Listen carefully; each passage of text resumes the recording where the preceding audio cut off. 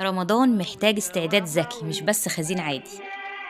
يعني هندور على الحاجات اللي ما تبقاش موجودة في رمضان وبنحتاجها جدا وموجودة دلوقتي بسعر رخيص، ونحاول نوفرها ونخزنها لرمضان.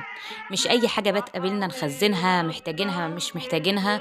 لا، الحاجات المهمة اللي بنحتاجها في رمضان وبتبقى غالية جدا، وعشان نوفر وتبقى الميزانية مظبوطة في رمضان نخزنها من دلوقتي. زي إيه مثلا؟ زي المانجا دلوقتي خلاص الموسم بتاعها بيشطب. نحاول نشيل ولو حاجات بسيطة من المانجا. لو 5 كيلو كل ما تجيبي هاتي، شيلي 2، 3 مانجا في الفريزر في كيس زي ما هي، مش لازم تقطّعيها. هتنفع جدًا في رمضان، لو طلّعتِ وحدايا بس عملتيها عصير على فطار رمضان هتبقى حلوة جدًا للأطفال والكبار. زي إيه تاني اللي ممكن نشيله من دلوقتي لرمضان؟ زي الحاجات اللي مثلًا لو الطماطم رخيصة بنجيبها ونعملها صلصة ونخزّنها لرمضان، ما بيجرالهاش أي حاجة ولا طعمها بيتغيّر.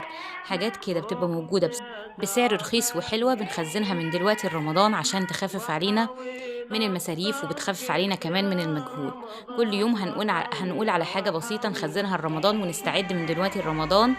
اللهم بلّغنا رمضان وكل سنة وأنتم طيبين.